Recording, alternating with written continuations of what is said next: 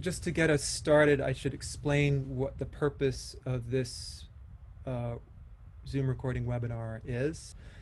Um, at the Oral History Center, we do hundreds of hours of interviews every year. And when COVID-19 hit and we were shut down, we couldn't do our work because our work is in-person interviewing with video cameras. And we cast about for solutions. And Zoom appeared immediately for almost everyone who was able to do remote work as a solution for them. And we understood that there's a recording function on Zoom. And we wondered if we would be able to use this. So that's sort of the story of what we're doing. And that helps contextualize what this is. Um, I understand that there's a problem with access in our world, and it's affecting a lot of folks who do not have easy access to the internet, and in particular broadband internet. Uh, the digital divide has been a phrase that has been bandied about for since the 90s, since we've had the internet. There have been claims about this, and I think there's been a lot of people have become complacent because they assumed, well, surely by now everyone has access to the internet. And sure enough, if you ask the question, is there access to the internet? There is fairly broad access, but when you drill down and look at what that access means, it can look a little bit different. So right now in the public education world, people are thinking about how people have access to the internet or don't have access to the internet, meaningful access. And Zoom is pretty high bandwidth. And so that means that access looks a little bit different when you're talking about something like Zoom. So in this slide that I'm sharing, you can see that large proportions of some populations have access and others don't all have access. When you look at internet access just through a smartphone, which isn't quite the same, you'd start taking more chunks out of those groups. And so some groups don't have as much access as others. In oral history, we do a lot of interviewing with older folks because we are looking at people's life histories, and people are often interviewed in the over 65 group, often in the over 80 group. So when we ask the question about usage of internet, it starts to look different as well. So in the over 65 group, a recent survey concluded that 74% of people in the over 65 group have access to the internet. There's no data on people over 80, which is my primary constituency when I'm talking about the interviews that I do. And if you're asking a question about broadband access in the over 65 group, it drops to 59%, which is a dramatic increase in the last few years. So there has been a lot of that gap has been closed in that age group just in the last 3 years. And I think it's probably gone up a little bit in the age of COVID-19. When you layer that on top of other categories, people under-resourced groups, and you add to that older category, it drops even more. And so access is an issue. It's something that we're concerned about. It's an issue of equity and justice. What we're doing here is assuming the use of Zoom. And that's a big assumption, but we're assuming the use of Zoom. And we had to think about what the average narrator that we might be able to interview remotely would have access to on hand. And so there are some fancy options for getting high quality audio and video out there. They're worth exploring and talking about. But when we were discussing how we were going to do this, we came up against the same problem over and over again, is how do you manage on the hardware side and the software, the internet connection side, quality on the narrator side, which is the important side. And so we came up with some workarounds with Zoom, and that's what we're going to explore in this webinar today.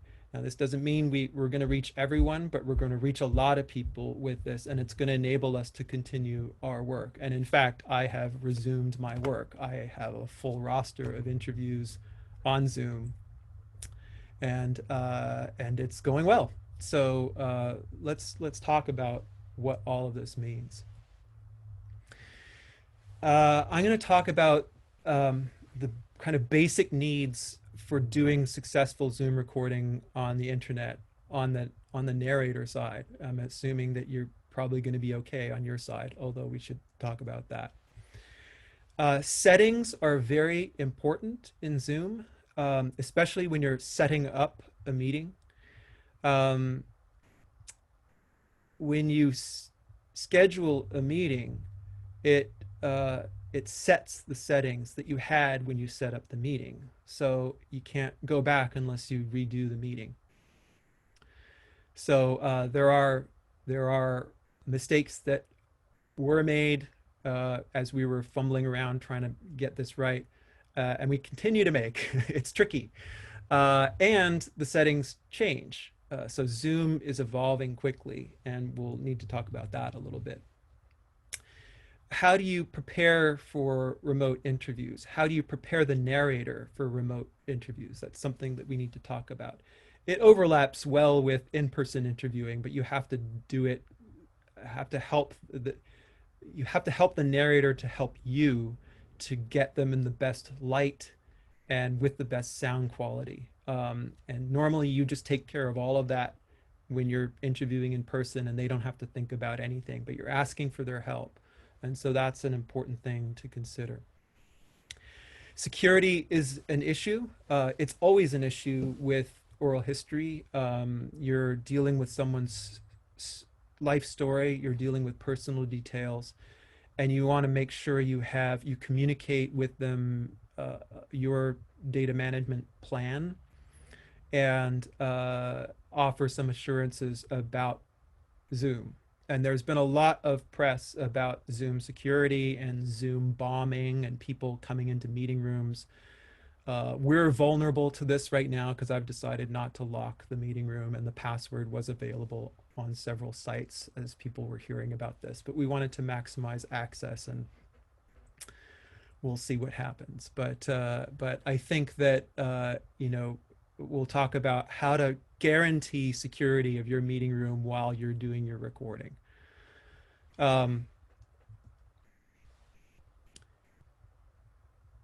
And I'll say a little bit about narrators joining by phone, especially by telephone. But Zoom is really steering people away from that. I don't know exactly why. I suspect it's difficult for them to manage. And not every institutional vendor or institutional provider includes that as part of their plans. They just assume people are not going to be doing that. So that's another access issue that's worth talking about. But there are instructions on Zoom for joining by phone. This piece of a backup audio has to do with what we were trying to do in terms of a workaround. And what we've settled on is asking the narrators. We assume fairly wide usage of smartphones at this point. Again, not everyone has them or uses them. So we ask people to download an audio recording app that records in high quality audio, and to use that as a backup recording and also as a recording that could later potentially be synced with the Zoom recording to give a higher quality of audio. So I'll explain more about Zoom audio quality and the problems with it, as well as what possible solution there is with an alternate audio source. Alrighty. So internet speed is an issue. Um, the official claim of Zoom is that you only need a few megabits per second download and upload speed to have a Zoom meeting. That might be true. One of the problems is that uh,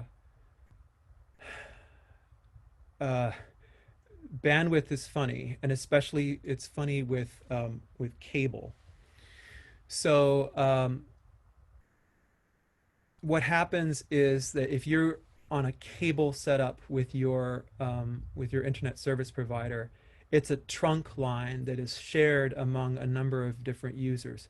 And depending on the usage and the time of day and what people are doing with their devices, the bandwidth can be sucked down quite low, even if you technically have a high rated bandwidth for your internet connection. Um, if just sorry for the technical bandwidth. If you don't know, is kind of the flow, the rate of flow of data across the internet from your connection at home to the wider internet. And there's a download speed, like what the flow is to your machine and to your port, and the upload speed. And the upload speed is always smaller than the download speed. It's often an eighth or a tenth of the download speed. And I think that's where things get into problems. So you want to check your internet speed test, do an internet speed test, and you just put in internet speed test in Google, and up comes a free, Google has one, and there are many other free ones, and you just click on it, and it does a stress test of your internet connection, and it tells you what you actually are downloading at and what you're uploading at that moment.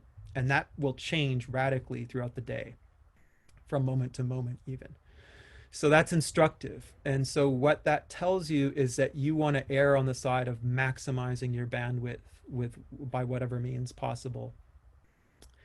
And on the narrator side, it tells you what you have to work with, right? So if it's very low on the narrator side, there's an issue. Solutions might include shutting off your video, and so that you're only the narrator's video is on all the time, and yours isn't, and that might conserve bandwidth. Another solution might be trying to find an alternate location if there's some kind of institutional affiliation that they have or they had. Let's say they're retired, a professor at a university, for example, and they might be able to go in and use a more stable internet connection somewhere else, or a community center or a church. There are possibilities, but you want to enlist the help of the narrator in helping you to figure out what to do with the issue of speed. So a basic minimum, I would say, would be 75 megabits per second download and an 8 megabytes per second upload. I would go higher. I would go the highest you can. And you might say, well, that's gonna, I can't afford that. It's too expensive. Internet service providers are banking on using the latest up-to-date plans. And funnily enough, my wife and I both use Zoom at the same time, all the time, during the workday, and we encountered so much grief at the beginning. Our modem was 7 years old, and we had long ago timed out of our contract with our internet service provider, and we were just going month to month, and we figured, well, that's got to be the least costly option. So we decided we had to bite the bullet and upgrade and increase our internet speed by a factor of 10 to really get around this problem. And we signed up for another 2-year contract. We got a brand new modem, and that's key. It's important to update your modems. within 2 or 3 years they get out of date, and there are new protocols that come online, and they just become unwieldy and less reliable and less powerful. So make sure your modems are up to date. So with this new plan and a brand new modem, our internet bill went down by $20 a month. So it's not necessarily more costly to keep an upgraded internet connection. So that's something to consider, at least on your end, and it might be worth suggesting on the narrator's end if they care about those things. One of the things that I suspect is driving the broadband access increase among the over 65 set is the really strong desire to see one's grandkids who are, or great grandkids who are far away. And I'm half joking, but I think it's actually a factor. I think there's a real strong desire to a human desire to do that, and broadband allows you to do that in a very genuine way. And so that might be driving access. So you may have fewer problems than you think, but increasing the internet speed is something that should be considered on both ends. As I mentioned, cable is goes up and down, and so that's an issue in terms of getting reliable connection and not having the internet freeze on you when you're doing an interview. That's really important. And a fiber optic connection is 100% what you see, what you pay for is what you get. So if you sign up for 25 megabit per second upload and download with fiber, that you own that bandwidth and it comes directly to your home. So that's probably the most reliable, but again, access is an issue, and fiber optics are just being rolled out in areas right now, and they won't be rolled out in a lot of areas, including rural areas, for a very long time. So that's something to consider. So try and get as much bandwidth as you can. And another thing to think about as well is to make sure that you don't have a lot of apps running in the background. You might want to keep a single browser window open if you need to check things, but otherwise, things like Microsoft Word, and you would think that that would be the least costly bandwidth sucker, I mean processing speed sucker on your computer, are actually can be terrible if you leave them open. They can, especially on Macs, Microsoft Word can go haywire, and it can take up all of your processing power basically and freeze your computer. So close apps that you're not using, and that will make sure that your computer is stable. It takes a lot of processing power to run Zoom efficiently, and your computer can get stressed fairly easily. And I already mentioned that one solution is to turn off the video. A last resort would be to turn off the video for the narrator, but then, I mean, then you're just doing audio only, and there might be easier ways to do that. So those are some of the things to think about with respect to the internet and your computer setup.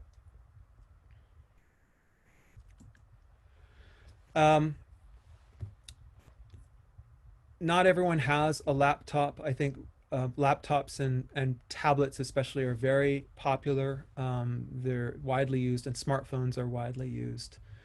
But I would suggest use one of these devices and not a desktop unless the desktop is very well set up for audio and video. You sometimes encounter setups where people have a desktop, but it has no sound card. It's just it has no microphone, it has no camera, or it has an outboard camera that's stuck on the top of the computer screen. Laptops and tablets have built-in features that enable you to do this kind of work. I think it's becoming more of a feature across the panoply of devices because of the ubiquity of video conferencing and this kind of thing. but just check and make sure that there's adequate setup on the other side. Top mount cameras can be fisheye, which is because they're far away and they capture the whole room, and they also distort the room, and you want to avoid that situation if you can, but you deal with what you can, what you get. Laptops have an advantage as well, and I'll talk about this with respect to audio recording, is that they act as a reflecting surface. And so when you're capturing your audio using a different device, that can be an advantage. So let's march into the larger question of settings. Someone asked if is 75 megabits per second really required. I'm viewing at 20 megabits with high quality and no glitches. Well, good. that sounds excellent. So as I said, Zoom claims that it's something like 8 megabits per second download, and 3 upload is the minimum. I had 75 before, and it wasn't enough. So what would happen is it was 75 and 8. That's what I had. But as I said, with a cable connection, it can really ramp down moment to moment. We're not talking about over time. They're going to give you an average bandwidth over a 24-hour period or whatever. In a moment, I was testing the speed, and my upload speed was down to 1.5, right? And the upload speed is important. So if you have having this, it's biased towards download speed from an era when we were kind of just downloading. There wasn't a lot of uploading going on unless you were pirating MP3s or something like that. And so the upload speed is not well looked after, and you can get into real trouble on that end. If you have no trouble with it, and you're not running multiple devices. So in a household, if you've got kids, and there's your TV is connected to the internet, your coffee maker is connected to the internet, you've got 15 devices running off of it, it can add up and you can have issues. So that's another thing I should mention too. If you're doing an interview and you're recording at that time, make sure that you have your other devices off. Confirm that the internet test speed. So the internet speed test is on either side. You have to do it. It only tests the speed at that point, at that address. And so you're going to ask the narrator to test that speed, and then you'll just know. You may not be able to do anything about it, but you'll know what the problem is or could be if you try to record. Okay, and 40-minute time limit if it's only one-on-one. We'll talk about this. This has to do with free versus licensed. If you have a free account, I have a poll here. I was going to ask folks if people have a free account or if they have a licensed account, if they either pay for one or if they have if they are affiliated with an institution that gives them access to a license. Okay, I have just sent a poll. So about a little over a third of you have a free account. So that's good, because I have something to say for both groups. It's good to know that what the different situations are with folks, and we'll talk about using Zoom with a free account. And you can use Zoom for a account, and you can record. The 40-minute limit, I looked it up on Zoom, and they said the 40 limit applies to 3 or more people using Zoom. So if you're doing one-on-one, you're actually possibly exempt from that. However, there's what's on Zoom at a given moment, and there's what actually happens, and those are two different things. And I don't fault Zoom for that, because things are changing so quickly. They change what's available quickly, usually for the better. They're adapting to a rapidly changing environment, and that's something to keep in mind throughout all of this. That's probably why we're going to have to do another one of these in a couple of months because everything's changed. An important thing changed with Zoom this week.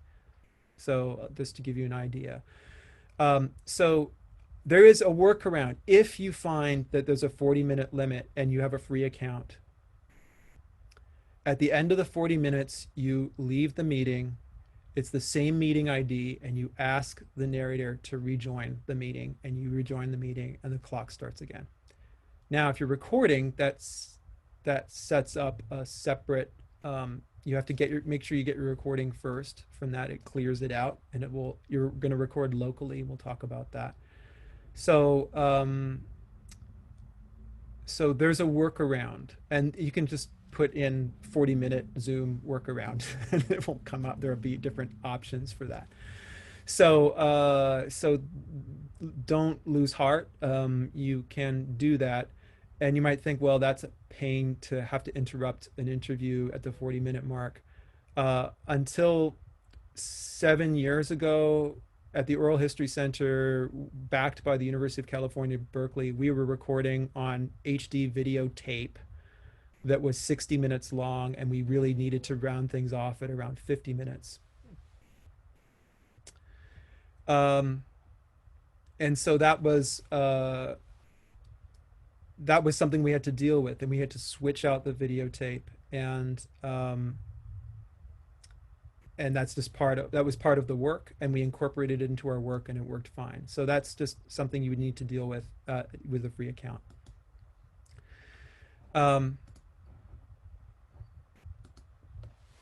So returning back to the issue of audio and video settings. A free account, with respect to settings, you don't get a lot of choices, and you have to record locally, and that means that defeats a lot of the bonuses and options that you have with a licensed recording, but they're not decisive.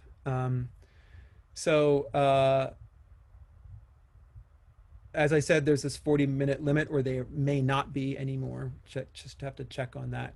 But there's a workaround to that.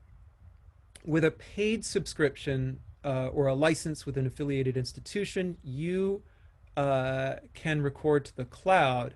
Now, what that does is that when you finish your recording, you stop your recording and you leave the Zoom meeting. That begins the processing part of the interview, and it gives you a video that's optimized for using with a video editor. So it sends you an MP4. It's not clear to me how much better quality. You can get a good quality recording with your basic free account as well, but it's recorded locally. Now, what this means is that with the cloud recording, you can get a transcript. So it will automatically generate a transcript. So the paid version will generate a transcript. So when you when you stop your recording and you end your meeting, it begins the process of the processing, and it generates an audio file if you set it to do so, which is useful for further external transcription, or it gives you a nice MP4, M4A, which is slightly better MP3 quality audio. And it gives you a video, and it gives you a transcript. Now, the transcripts are a mixed blessing. The transcription is good, but it is time code happy. It puts in time codes every few words, and it requires a lot of cleaning up that is labor intensive. I haven't quite figured out a way to make it easy. So it might be easier to take your small audio file and upload that to a machine transcription service where you can control a lot of variables like time codes. That's another subject for another Zoom conversation. But that might be an easier way to get a better, cleaner transcript. So Descript and companies like that are useful for that, and they're relatively inexpensive. So with a paid license, you get higher quality, which means it's optimized for further video editing. Um, but there's a bit of a trick there. You have to go in and disable some settings that might be default. So this is the disadvantage um, with a license, is you need to go into your settings and clean them up a little bit so that they're really truly optimized for Zoom recording. Free account, you don't have to worry because they kind of set it for you and there's nothing you can do. So we had some trouble when we were doing, so this is a screenshot of me in my settings with my paid account. You can see that you've got a whole raft of options under recording. So you go into settings here when you first sign into your Zoom account, and there's settings for meeting, recording, and telephone. We're not going to really talk about telephone. But under the recording section, it's important to specify record active speaker with shared screen. And so this actually makes sure that when the person is talking, they're featured in the recording. And when you're not talking as the interviewer, you want to mute yourself, right? It's a good practice to sort of make sure that you're not introducing any noise. If your pencil drops on your table, it's going to introduce noise in the system and it will trigger the video to come to you, and you're sitting there like whatever. And that's going to be on the recording. So you don't want that. Or, you might sneeze or sniffle or something like that. So mute yourself when you're not asking a question and allow the narrator to tell their story, and they will be featured full screen. So it's actually a nice two-shot camera setup. And when you're ready to ask your question, you ask your question and the screen shifts to you and it records you asking the question. So it's quite nice. When we started doing this, we had trouble because we got the recording and we're like, this wasn't what we wanted. And it was recording in gallery view. And gallery view with two people has you side by side. So there's the narrator and the interviewer, and you're just talking, and when you're answering, you're like nodding your head and so forth, which is great, except that, well, you may not want that. And that's certainly not what we would do when we're setting up our in-person interviews. We want to shoot the narrator, not the interviewer. Recording active speaker is what you want when you're doing your settings for the licensed version, and not gallery view.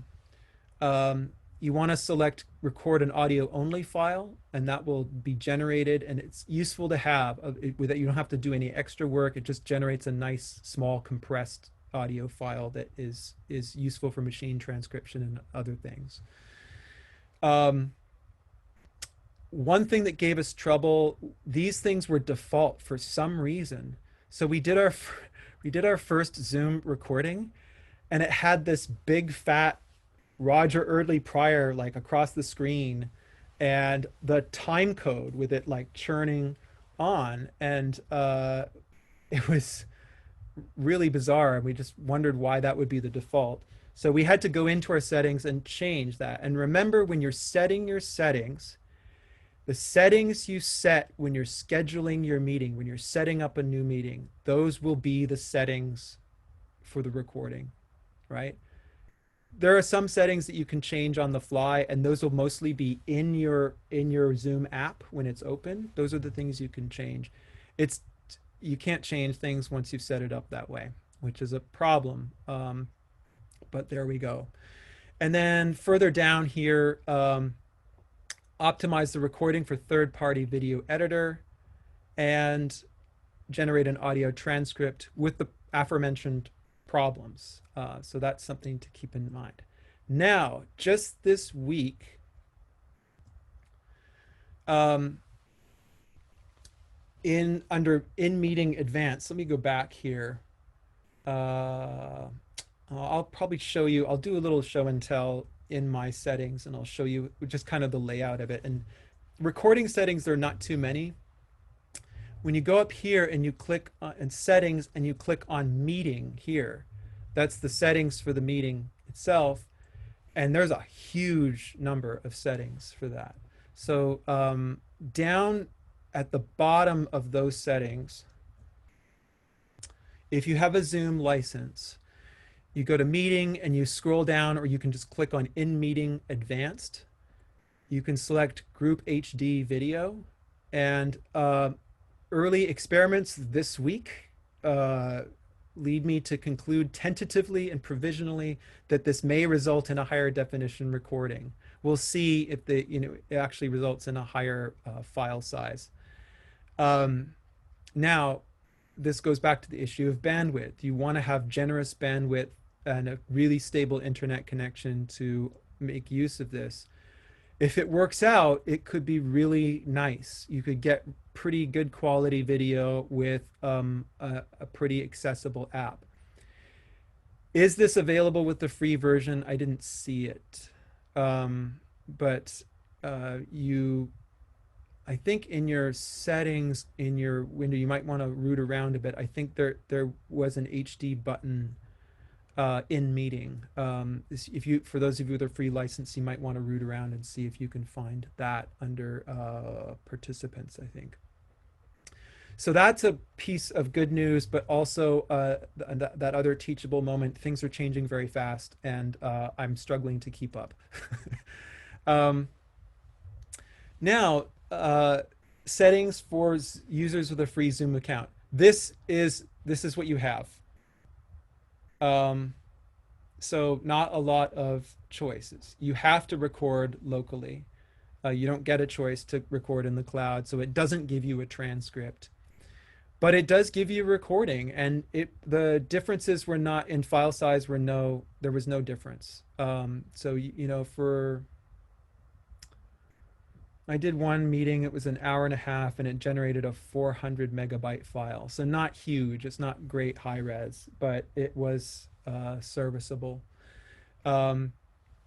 So you get a sense that there's fewer choices with the free account, and that's very, very true.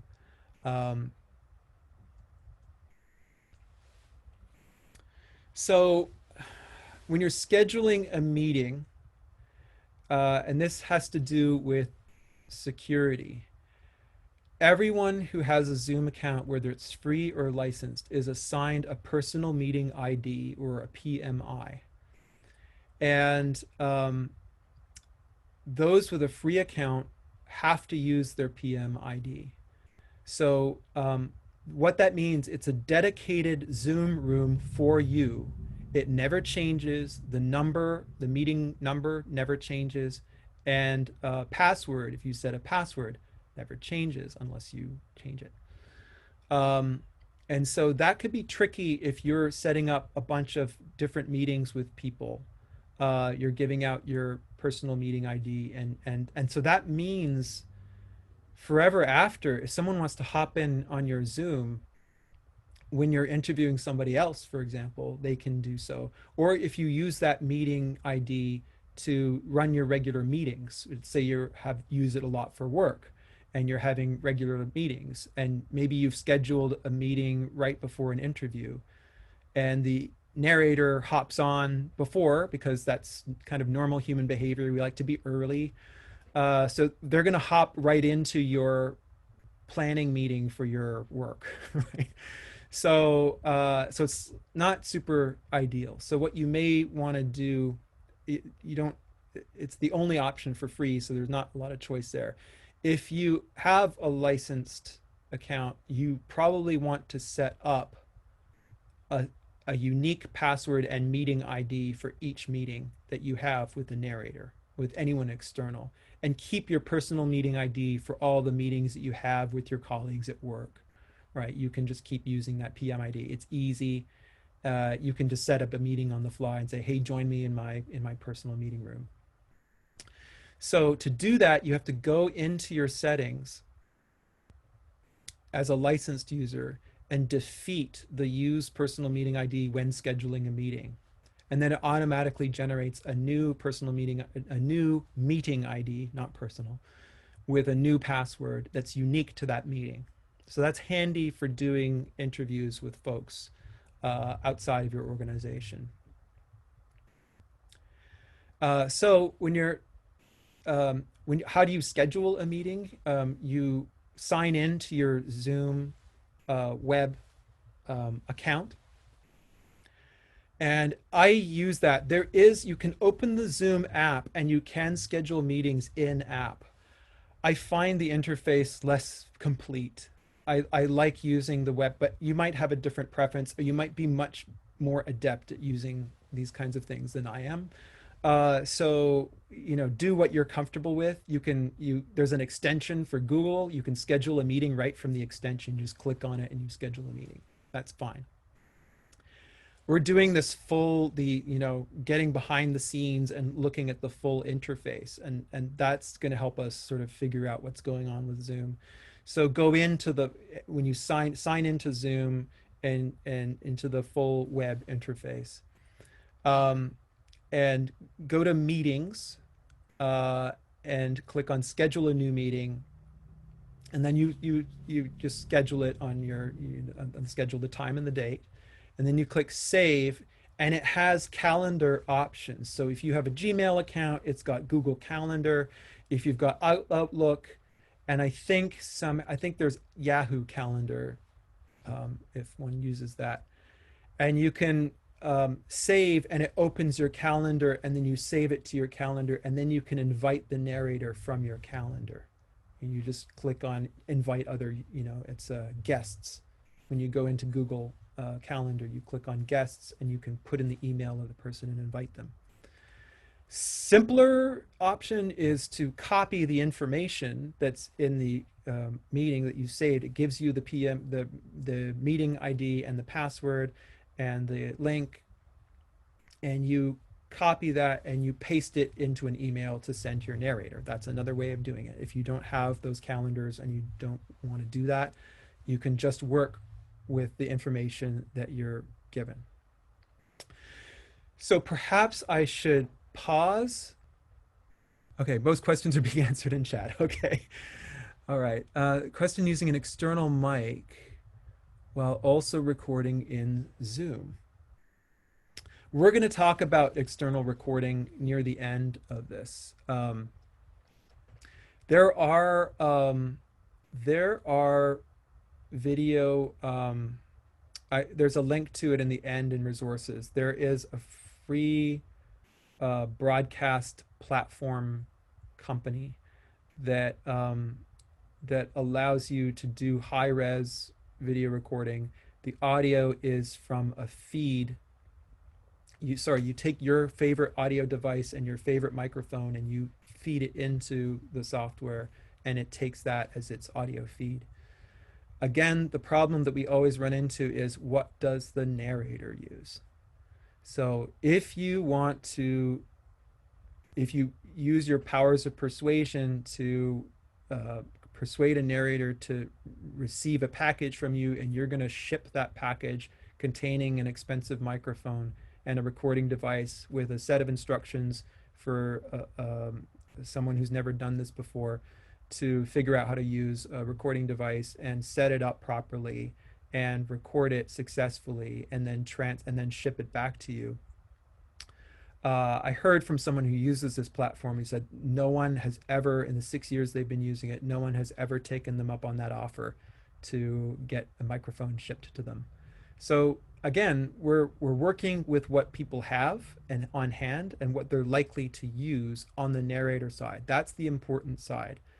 So yes, you can go to town on your own side, and your questions that are asked are going to be very high fidelity, but the actual narrator is the one that's the tricky one.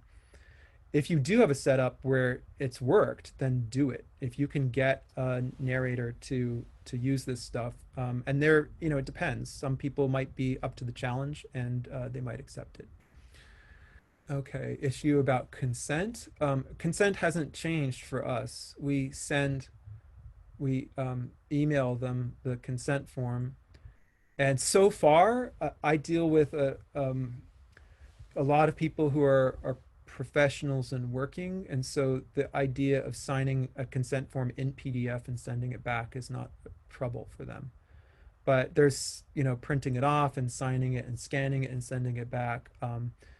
That might be really tricky. The idea of an on-camera consent, doing that as a procedure where you read out the consent and you ask them to affirm in a video.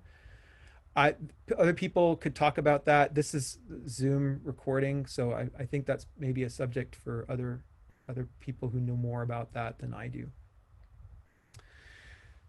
Okay, so it sounds like there's good information in the chats, and we'll make sure, even though it says to save the chat, here's a best practice. You think you've set up the thing to do one thing. You set up Zoom to do one thing, and you don't want to find afterwards that it didn't happen. So I might just, before this meeting ends, do a select all on the chat window and copy that and keep a backup copy, because you never know. So hopefully scheduling a new meeting is fairly clear. Let's close that out. So working with your narrator.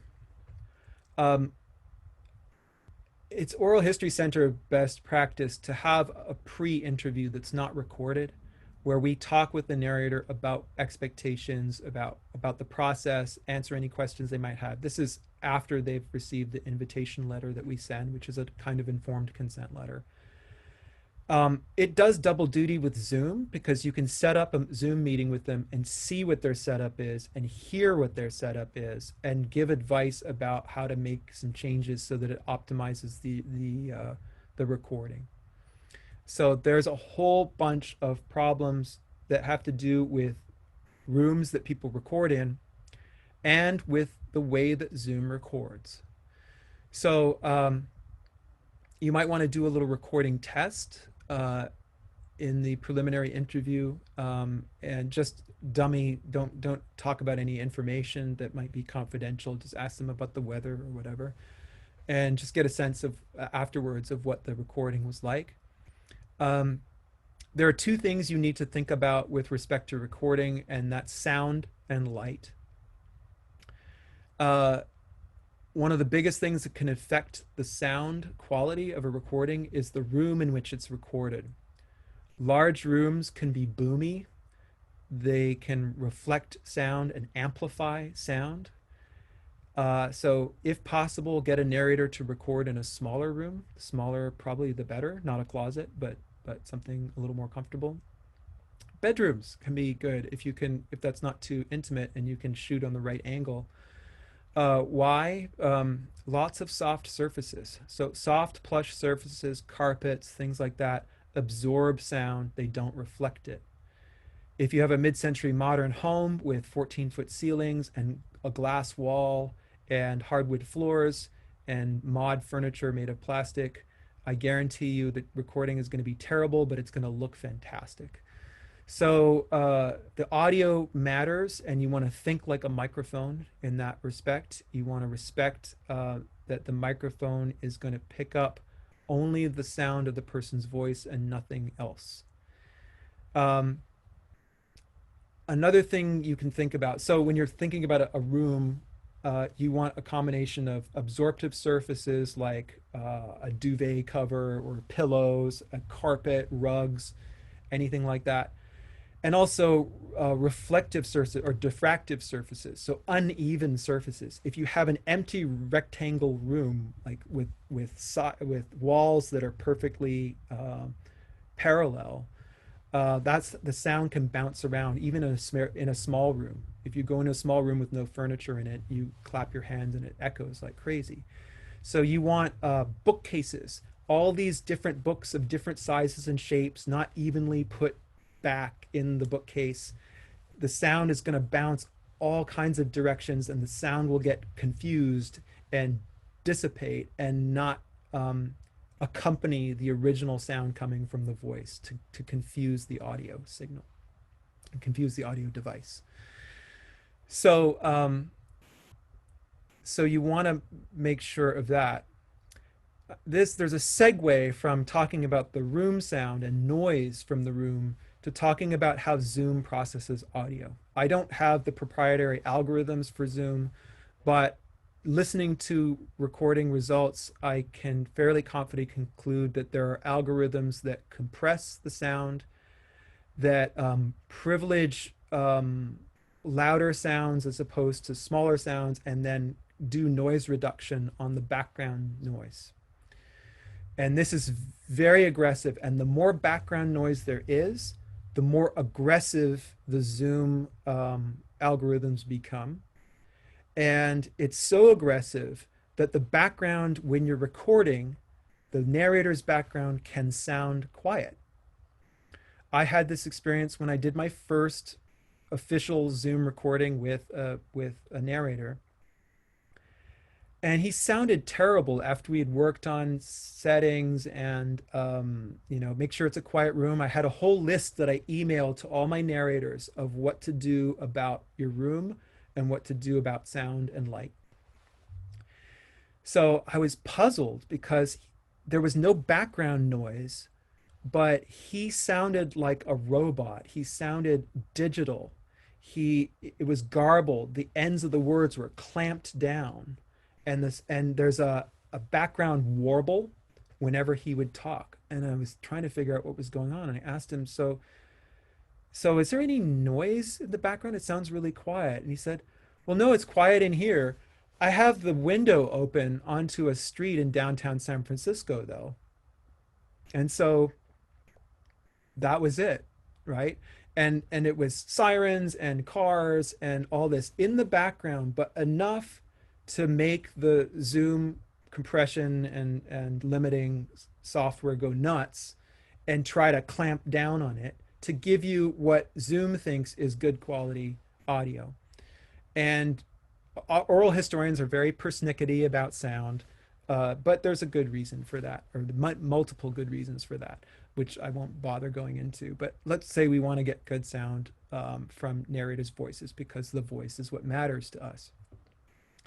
So I haven't figured out how to turn Zoom compression off, but maybe I can persuade them to give us an uncompressed audio feed when recording. This will come up when we talk about external audio recording. So that's sound. Light sources. Lighting is very kind of artistic, I suppose. There are a couple of rules of thumb. People love to be interviewed right in front of a bright window with the sun coming in, and it looks like they're in a witness protection program. So yeah, counsel people about where to sit if they can. Again, you have to deal with what you deal with. They might have a fixed computer setup that they can't move easily, and you have to deal with it however way you can. So in that case, if they can't move from that position, I would ask them to close the drapes and use internal lighting. And so you want to light the face. I have an incandescent light bulb here to sort of light my face here, and then I've got an external monitor that's kind of bright white light coming here, and there's a window here that's lighting me up. And think about background. I advise against using digital backgrounds unless absolutely necessary. Let's say they just don't have the luxury of having a nice background, or they don't, they just want it to sort of cover it up some way. And they want a nice picture of the Golden Gate Bridge behind them, and that's fine. What happens with those kinds of digital backgrounds is that as people move around, they can move in and out, and their torso can disappear if they just move a few inches. So lots of funny stuff can happen with digital backgrounds. So if you can avoid doing it, I'd rather have a white sheet up in the background. But there are different things you can work out.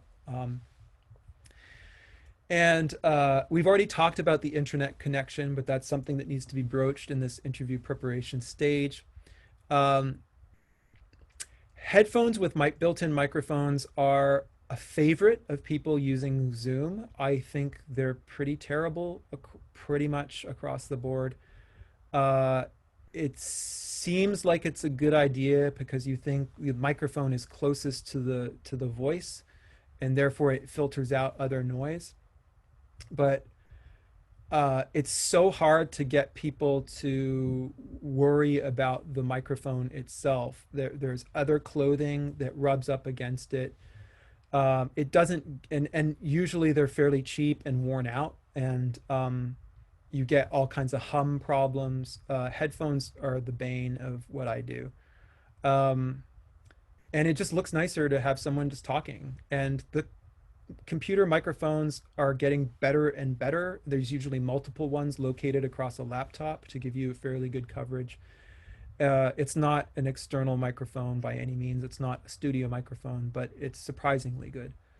So that's something to consider when you're giving advice about what to use. They might say, "Look, I've got kids in the background. It's chaos here. I need to use headphones." Great. I mean, let's work with what we have. We can't. People are in family situations in lockdown where there's just going to be noise, and we have to deal with that, and that's just part of it. So advise that not using headphones is a good idea. I have one of my colleagues got some fancy new Sony MDX uh, headphones with a built-in microphone. They're probably about $100, but you don't want to send a narrator. Go spend $100 so you can have good sound. Um, Again, just working with what people have. But hers, the microphone does not rub against other things, and the sound is very clean and clear. So, in your other work, that might be appropriate. So, all right here. So, security. We talked about meeting passwords. Of course, if a meeting ID and a password is shared widely, that can be tricky. If it's shared, but if you're just setting up an interview with someone, it shouldn't be a problem.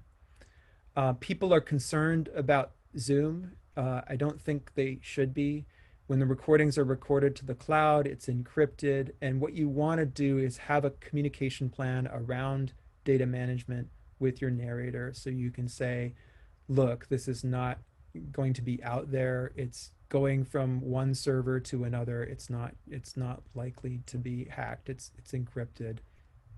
Uh, there are other more interesting on the internet, under other more accessible things, let's say, on the internet to steal.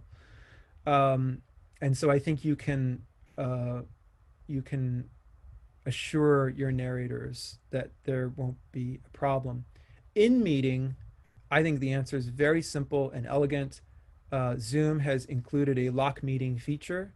It's located both under participants, your tab when you go set up your uh, in meeting, you can go to participants and it will have a lock meeting feature, and it's also under security, and you click on security and you could lock the meeting. No one can come in even if they have the password.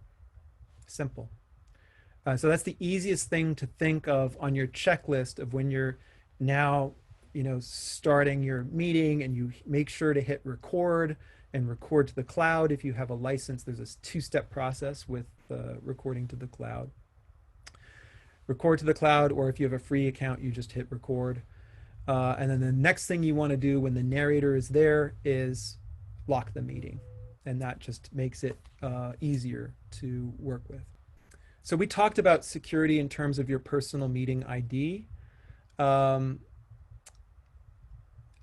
and I thought there might be an issue around people including information in a chat that they didn't want to be in the interview. And they might be thinking, well, I just don't want that to be out there, and I want it to be confidential. You might want to just deselect that so it's safe, or just talk to narrators about using the chat. Chats are saved. So that's something that you want to think about when you're doing this kind of work. All right, so the actual interview. Uh, you have set up, you've scheduled the meeting now, and it's the time for the meeting. You enter the meeting, and the narrator joins the meeting. We'll talk about running separate audio, and if you're doing so, the narrator is going to start the audio on their side, and you're going to start the audio on your side. So lock the meeting, press record, then save to the cloud if you have the licensed version. For audio purposes and synchronizing different audio files in the future, you might want to ask the narrator to clap once loudly at the beginning. And that gives you a sync point for software that could integrate video and audio later. This is only relevant if you're recording with a separate device. And then you do your usual thing in oral history. You introduce the narrator and talk about the date and location and session number. Now, when you stop the recording, you might be thinking, where is the file with this recording? It doesn't begin to generate the file until you end the meeting. So you can't just stop recording and then go look for it. You have to end the meeting. Then you go back to your Zoom web interface, and on the left-hand side, there's a facet that says recordings, and you click on that, and give it about half an hour, because it processes it into a file that can be used. If you have the licensed account, it also gives you the audio file, the separate audio file, and a separate transcript. So that takes a little while to do. So if it doesn't appear there right away, don't worry, it's going to be there. Just a note on, I'm not going to talk about joining by telephone because I think it's a bit beyond the scope of this. We're assuming the use of Zoom. People can dial in to Zoom, and there's numbers on the options when a meeting is scheduled. But it depends on what kind of license you have, and many institutions, if not most, sort of limit out-of-country calling or calling from another country. And so that might not be the best option if you're interviewing someone from around the world. There's other voice over internet protocols, VoIP, V-O-I-P, if you want to look that up, for doing calls to avoid expensive long distance and that kind of thing. And you can record with some of that software, but that's a bit outside of the scope of what we're doing. And I got this recent update speaking of how quickly Zoom changes things up. Due to increased demand, dial-in by phone audio conferencing capabilities may be temporarily removed from your free basic account. We're recommending using computer audio capabilities. So using Zoom, but just shutting off your video. Now, I'm just going to talk briefly about how to record on how to do a separate audio recording. So we settled on PCM Recorder Lite, which is available on iPhone in your app store. It's free. So we wanted something that was free and on smartphones, and the wide availability of smartphones led me to believe that that this would be a good option for many, if not most, narrators. There's an Android version. It seems to be less well supported. So in our on our website, under resources at the Oral History Center, there is a Zoom recording protocols document that details other options for Android phones. There's 3 other possibilities for free apps that that allow you to record high quality audio. So the difference is that it's uncompressed, it's at the site, it's not going through algorithms that will manipulate the sound at all. It's through the microphone of a phone, which is not ideal, but it's way better than I think what you're going to get on Zoom. So I'm going to just unshare for a second. Now you can see me, presumably. So I have my iPhone here, and I've got this app called PCM Recorder Lite. And I click on that, and it opens this very simple interface. It's defaulted to wave audio, which is CD quality audio, 16-bit, 44 kilohertz. And it's super simple. You click record and then you click stop. And then when you have, make myself bigger. How about this? Enter full screen. How's that? Am I bigger now? Okay. Um, okay. So hopefully you can see me and see this device. So move in here. So you can click on record and it records. And then you click stop when you're done. And then you click up here with this play thing and it has the files there. And then on the right hand side, you'll see these three dots. And you click on the, whoops. Oh, that's. And so the three dots, come on now. The three dots on the far right side give you options. And then you can share with various means through email or through the best thing is probably through G Drive if you have a Gmail account or a Google Drive. Um, you may not have that, and there are other choices you can make with respect to that. So there are ways to share it. If you don't want to do, if the narrator does not want to do that kind of sharing, you can ask them to plug it into their computer and it can be pulled through iTunes or Apple Music.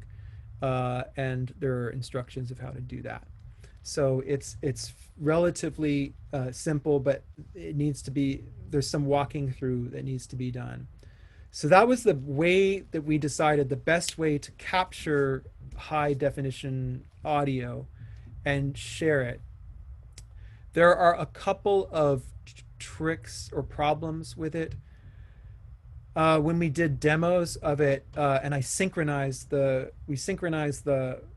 high quality independent iPhone recording to the Zoom recording in a audio video editor. There's micro latency in the Zoom recording. So the Zoom recording is constantly delaying and catching up, even in a way that you can't even tell it's happening. So what would happen is I'd synchronize it at one point, and then the audio would go out of sync over the course of a minute and then back into sync. So this is a lot of a bit of a problem when you're thinking about syncing up an entire interview, but it may be useful for a clip, and it will certainly be useful in getting high quality audio for a podcast, right? So you can, and the final thing is it serves as a backup, which is very important. You never know what's going to go wrong with your recording setup. So having the audio as a backup is a good best practice in any case. Now, this is a lot to work with for someone who's not familiar with tech and not adept at it, but it is a finite set of instructions that I've had success with so far with the people I've worked with. Now, there are other populations that are going to have more of a challenge, but I think smartphone is the most accessible thing that people have around. It's more accessible than some old tape recorder that someone has in a garage. This is going to be the thing to use if you're going to do separate audio recording. Doesn't require a microphone. It doesn't require a machine that has to be sent to them. This is going to be the best setup for them. All right, so let me just back to.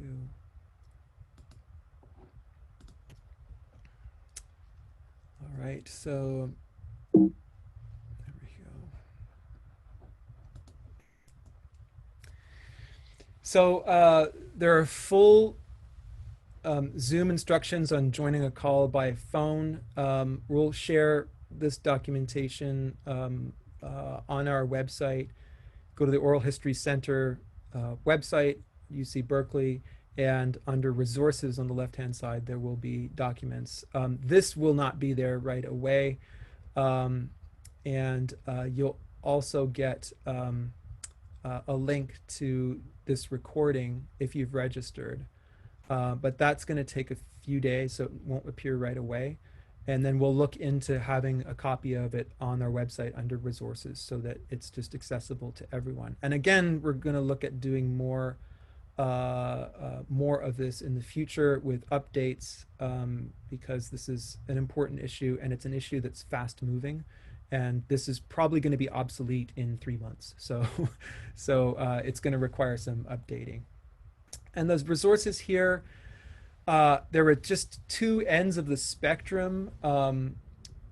This OBS project is this kind of free broadcast interface that promises to allow people to use 4K video, high quality raw video.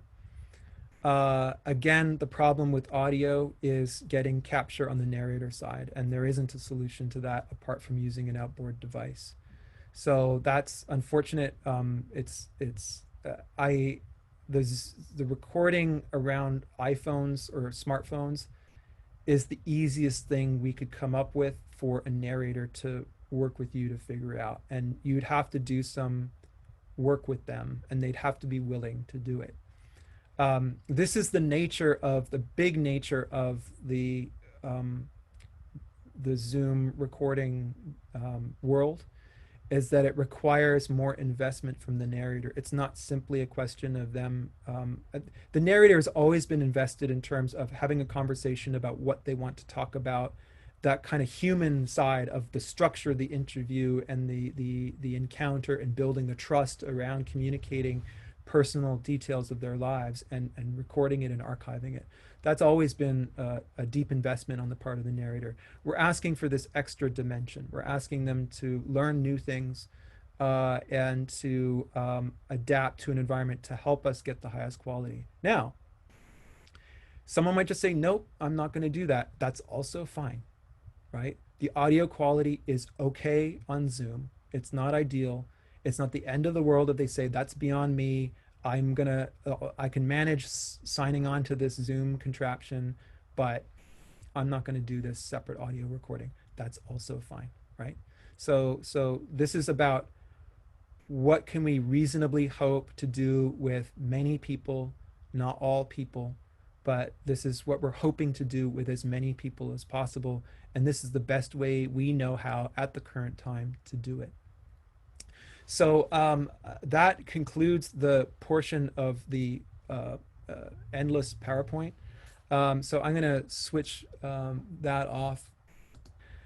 So thank you so much for joining us. And if you have questions, email me at pburnett with 2 T's at berkeley.edu. And Roger is Roger EP, as in prior, at berkeley.edu. And that's the best way to get in touch with us and share your problems or frustrations or joys with using Zoom recording.